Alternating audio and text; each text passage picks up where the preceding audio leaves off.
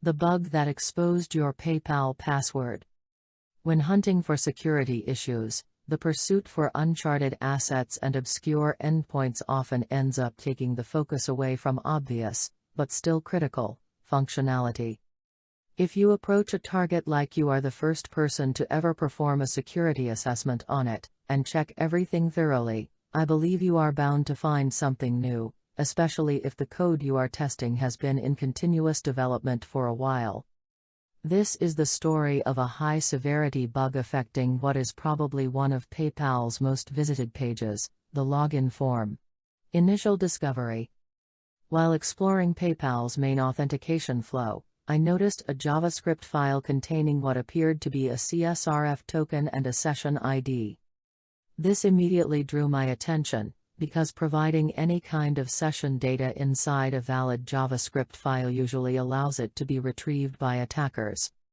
In what is known as a cross-site script inclusion (XSSI) attack, a malicious web page can use an HTML script tag to import a script cross-origin, enabling it to gain access to any data contained within the file. Sure enough, a quick test confirmed the XSSI vulnerability and, although a JavaScript obfuscator was used to randomize variable names on each request, the interesting tokens were still placed in fairly predictable locations, making it possible to retrieve them with just a bit of extra work. However, a secret is only as good as the damage you can do with it. I immediately set out to find out what exactly _CSRF and _sessionid were and if they could actually be used in a real attack. Digging further. After countless attempts to replace regular CSRF tokens inside authenticated requests on PayPal's platform with the value of _CSRF, I came to the conclusion that a classic cross-site request forgery attack was not possible using this specific token. Similarly, a victim's _sessionid was unfortunately not enough to impersonate them on PayPal's site. Next, I went back to the vulnerable script and followed the tokens to find what they were actually used for. This led to a deep dive into one of PayPal's main protection mechanisms used to prevent brute force attacks, the security challenge. While this functionality is used in many places, I will be focusing on the main login form. The idea is pretty simple. After a few failed login attempts, you are required to solve a reCAPTCHA challenge before you can try again. The implementation, however, may raise some eyebrows. Upon detecting a possible brute force attempt, the response to the next authentication attempt is a page containing nothing but a Google CAPTCHA. If the CAPTCHA is solved by the user, an HTTP post request to /auth/validate CAPTCHA is initiated. The familiar _CSRF and _sessionid are present in the request body, as well as two other values, which we will get to a bit later. The response to the CAPTCHA validation request is meant to reintroduce the user into the authentication flow.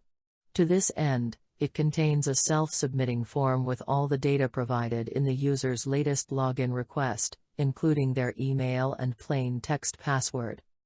I realized that, with the correct timing and some user interaction, knowing all the tokens used in this request was enough to get the victim's PayPal credentials. In a real-life attack scenario, the only user interaction needed would have been a single visit to an attacker-controlled web page. So I went back and tried to figure out what the missing parameters were. This was easier than expected. The value of j was not validated at all. reCAPTCHA was the token provided by Google upon solving a reCAPTCHA challenge. It was not tied to a specific session, so any valid token, for example, from an automated solving service, would be accepted. Exploitation.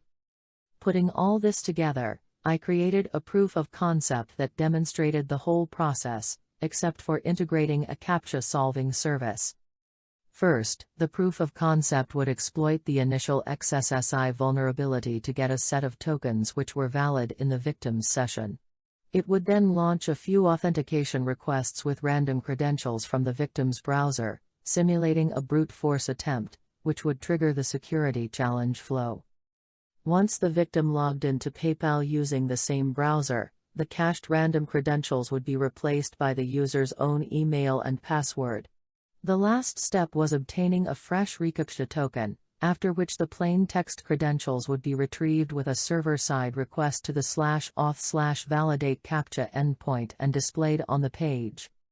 The final page shown by my proof of concept code contained your email and password.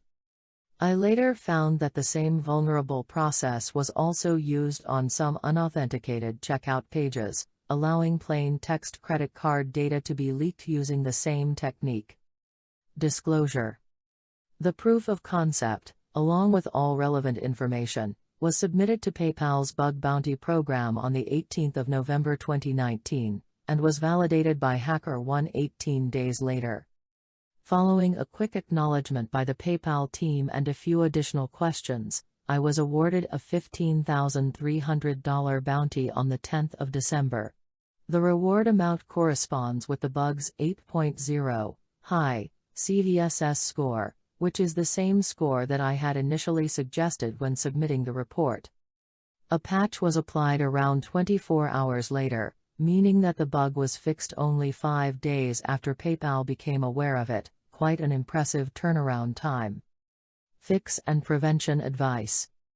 The /auth/validate CAPTCHA endpoint now requires an additional CSRF token, which cannot be leaked using cross-site script inclusion. While this properly fixes the vulnerability, I believe that the whole thing could have been prevented when designing the system by following one of the oldest and most important pieces of InfoSec advice: never store passwords in plain text.